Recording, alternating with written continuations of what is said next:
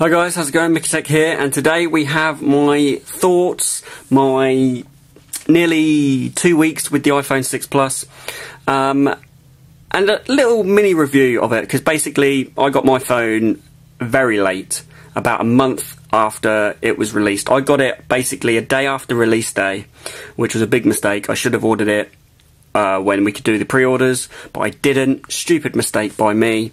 A phone, as soon as I saw it, I wanted it. So I didn't actually order it until release day, so it took me a month to get it, because they'd run out of the gold version. They had run out of, well, I think they'd just run out of 6 Pluses in general, to be honest with you, what I was getting told when I kept ringing Apple saying, where the hell is it? So that's a bit disappointing, but better late than never. Some of you probably say never, but oh well, that's me. So what we're going to do here, we're just going to have a quick my thoughts on it, how I've got on with it. Now, first of all, impressions, I was absolutely bricking myself with this phone. I was scared to hold it. I was scared that I was going to drop it. I was scared I was going to bloody bend it. Now, that was the thing that I hated. All of these Bendgate videos and all this crap. Yes, if you put a certain amount of pressure to a device, it will bend. It doesn't matter what device, every device will bend under a certain amount of pressure. Now, this device has not bent. Not that I can tell. It has been in my pocket. I wear skinny jeans, and it has not bent. Yes, I've had a case on it. Not all the time. I've had a case. I've had a hard-wearing case on it. I've had this case that is actually made to stop bending, which there will be a review in that of that case, which you guys might be quite interested in, that are scared of bending the 6 Plus.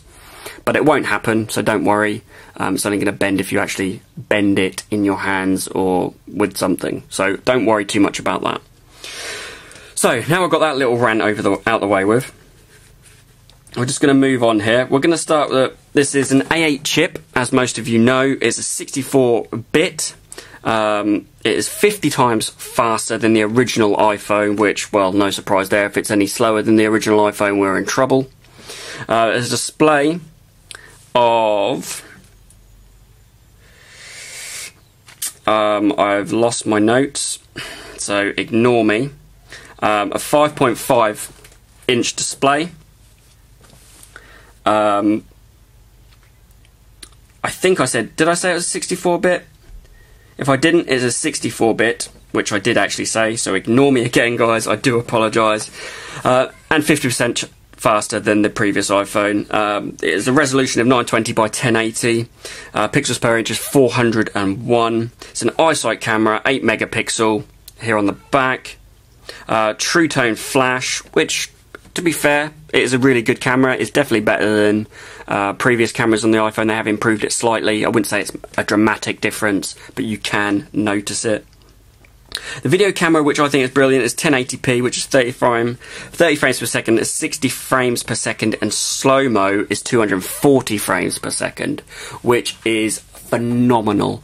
There was a video yesterday I wish I would have taken. It was like a flock of birds that were going absolutely nuts, and if I would have put that in slow-mo, it would have looked beautiful. But I didn't. I wasn't quick enough or smart enough at the time to do it, so I apologise for that, so don't worry, we'll move on.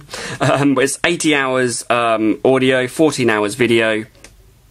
It's connectivity of 150 megabytes per second, depending on your networks.